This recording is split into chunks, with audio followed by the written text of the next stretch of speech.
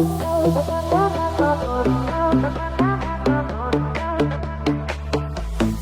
back to Dansplain, the podcast. Well, I guess you could say we take those global issues that leave you scratching your head. And we try to make them a little less scratchy. Exactly. I'm Edward. I'm Lily.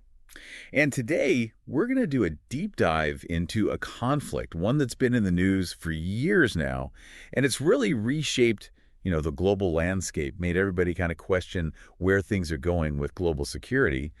We're talking about, of course, the war between Russia and Ukraine. Yeah, and, on the surface, it might look like just a simple territorial dispute, but... Oh, there's so much more to it. Way more. It's a story really steeped in history, right? You've got these power struggles intertwined, so many complexities that even, if you follow the news all the time, you're probably still a little... Yeah, a little confused. Like, how did we get here? Right. So that's what we're going to try to unpack today. We'll look at how we got here, what's really at stake, and then, maybe even peek into that crystal ball and see what the future holds. Yeah, and I think a good way to think about it is imagine your neighbor just suddenly decided, your backyard belongs to them. Out of nowhere. Yeah, that it's historically been theirs and they're taking it back. That's kind of what's happening, just, on a much bigger scale with much bigger consequences. I like that. That's a good analogy. All right, so to really wrap our heads around this whole thing, let's rewind. Go back to 1991. The Soviet Union, giant empire, collapses. Right, and out of that collapse, all these new independent nations emerge. One of those is Ukraine.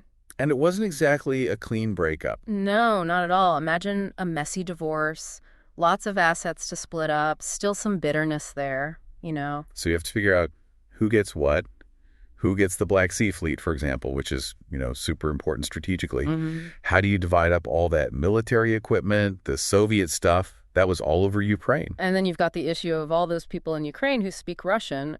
How are they going to be treated in this new country? All these things just became breeding grounds for tension, for resentment. Yeah, and it didn't take long for those tensions to, bubble to the surface. All right, so let's talk about some of those moments where things really started heating up.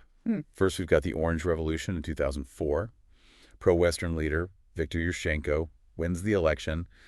Russia, I think it's safe to say, was not thrilled about that. Not at all. It was like Ukraine was sending this clear signal, we're looking west, we want to be closer with Europe, maybe even join NATO.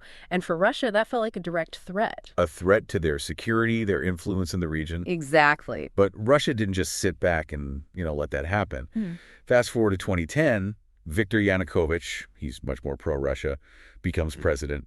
Seemed like they were pulling Ukraine back into their sphere of influence. It did seem that way, but of course, never that straightforward, right? Of course not. Just a few years later, 2013, boom, the Euromaidan protests. Do you remember those images? Yeah. People out in the freezing cold, demanding closer ties with the EU. Yeah, it was pretty powerful. But what really sparked those protests, well, Yanukovych, he's under pressure from Russia, and suddenly rejects an agreement with the EU. People felt betrayed. Right. It's actually those Ukrainians who really saw their future tied to Europe, not Russia. It went beyond just economics, right? It was about their identity, where they belonged in the world. And those protests, they eventually forced Yanukovych out. But they also revealed this deep division within Ukraine itself between those who looked west and those who leaned towards Russia.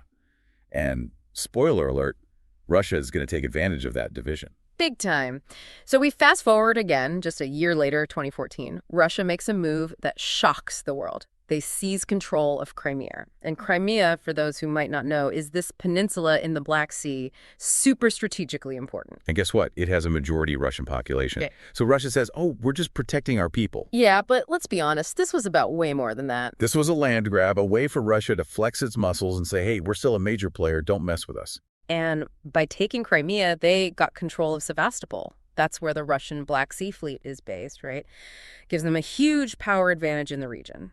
So not just symbolic, it had real strategic consequences. And I think it also sent a really chilling message to the world. It showed that Putin was willing to use military force to get what he wants. A preview of what was to come, but we'll get to that in a minute. Yeah, because things are about to escalate in a big way. So we've got this simmering conflict, this back and forth between Russia and the West over influence in Ukraine.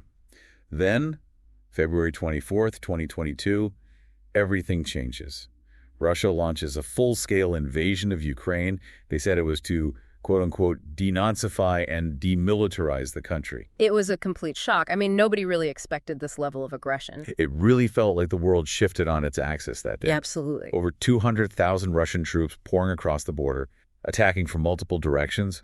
Crimea in the south, the Donbass region in the east, and even from the north, straight towards the capital, Kyiv.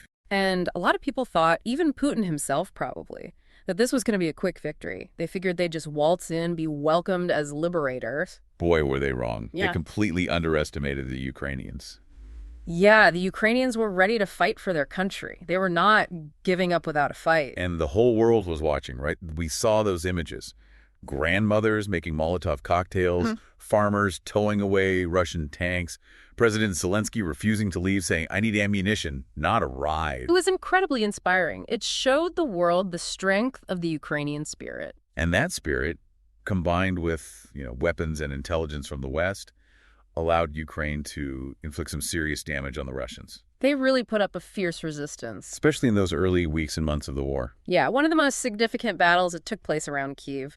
The Russians, they wanted to take the capital quickly, take out the government, but... But the Ukrainians fought back hard, and they knew the terrain better. Right. And they were willing to do whatever it took to defend their city. So in April of 2022, the Russians, they're forced to retreat from the Kyiv region. And as they pull back, the world gets this horrifying glimpse of what happened in a town called Bucha. Mass graves, evidence of torture, executions, war crimes. It was a real turning point, I think, in terms of how the world viewed this war. Absolutely. So even though Russia had some early victories, they also suffered some pretty big setbacks, both militarily and in terms of the global reputation. And those setbacks, well, they're going to keep coming. Welcome back to Dan's Plane. We're picking up where we left off, still deep in the trenches of the Russia-Ukraine war. And last we were talking about the horrors that were uncovered in Bucha after those Russian troops pulled back from Kiev. Really shook the world, those discoveries. Yeah, just a glimpse into the brutality of this whole thing. And as the war kind of shifted into this new phase, the fighting, it really focused on the south and east of Ukraine.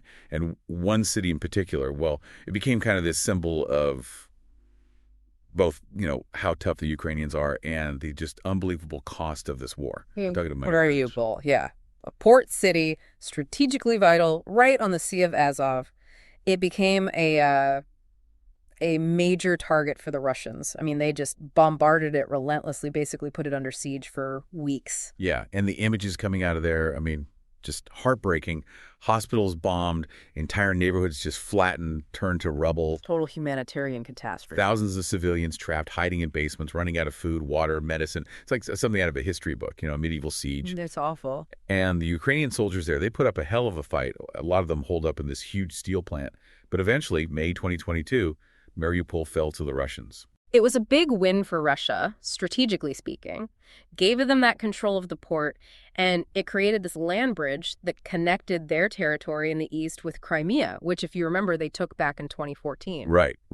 So a victory for Russia, but man, at what cost? Just a devastating loss of life, and their international reputation really took a hit, too. For sure.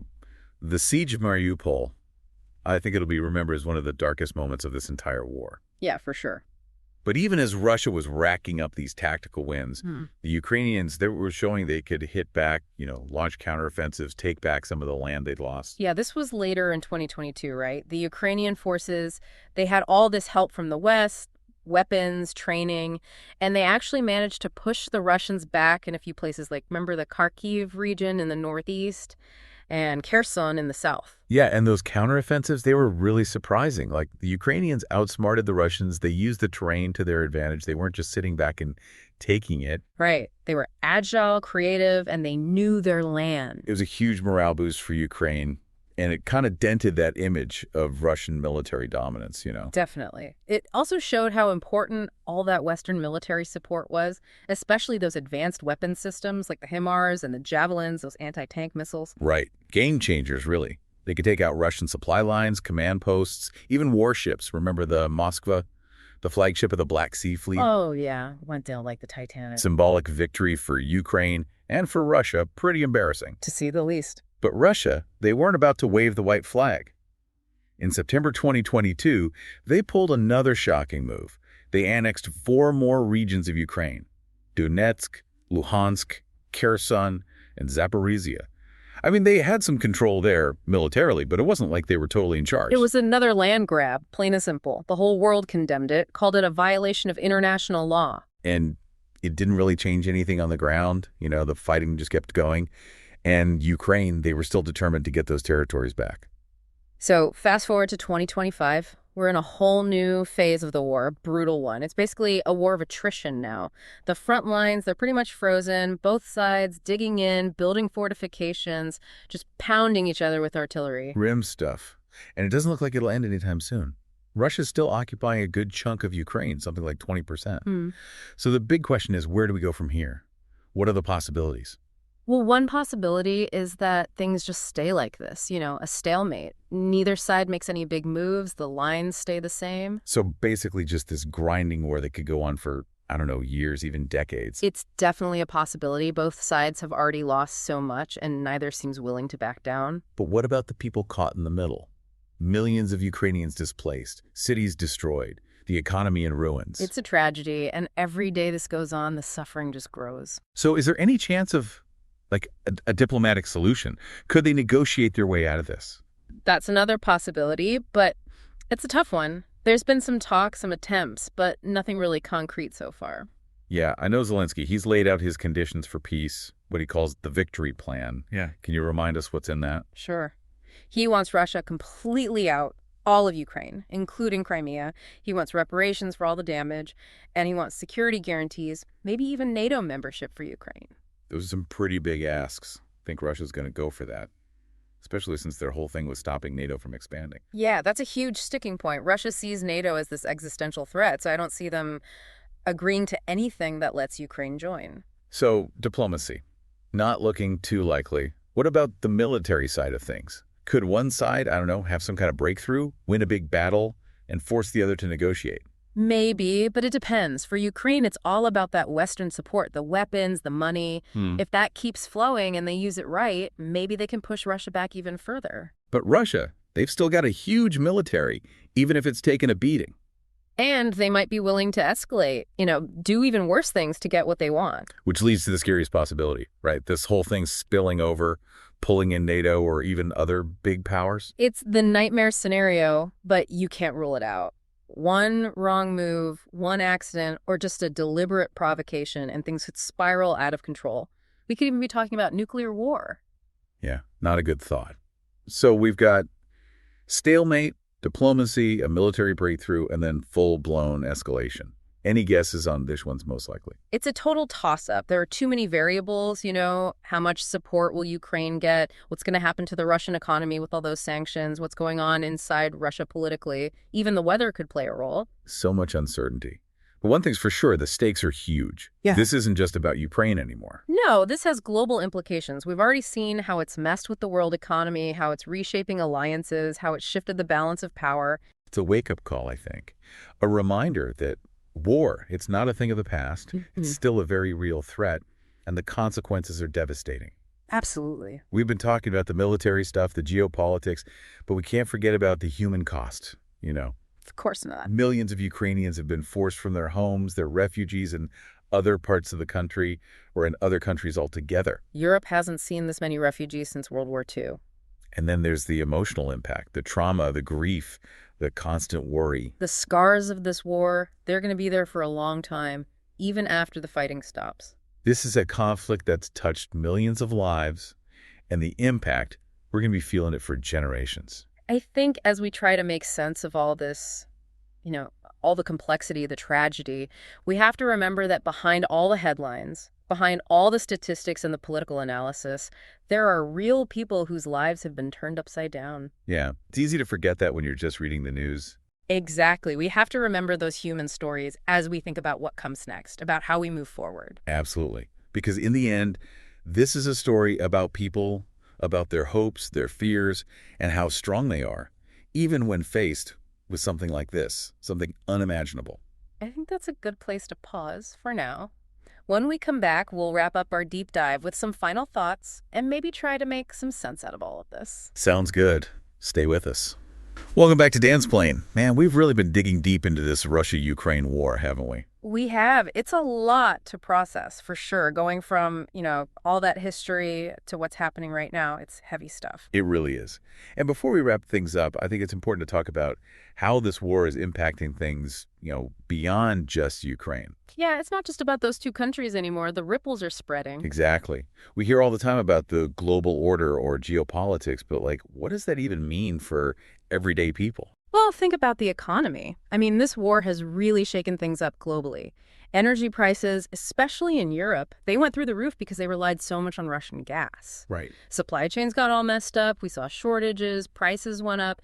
I mean, you probably even noticed it here at the grocery store or something. So something that seems like a world away, Right. geographically, ends up hitting us right here in our wallets. Exactly. And it's not just the economy, it's global security, too. That feeling of stability that we had in Europe, after the Cold War ended, that's gone. Yeah, it's like everyone's on edge now. Right. Countries are boosting their military spending, scrambling to make their alliances stronger. It's like we're back in this era of constant tension, not knowing what's going to happen next. Yeah, the old rules don't apply anymore, but we don't know what the new rules are going to be. Yeah. Exactly. And in all this political stuff, we can't forget about the people, the human cost of this war. Yeah, absolutely. I mean, the Ukrainian people, they've shown incredible resilience.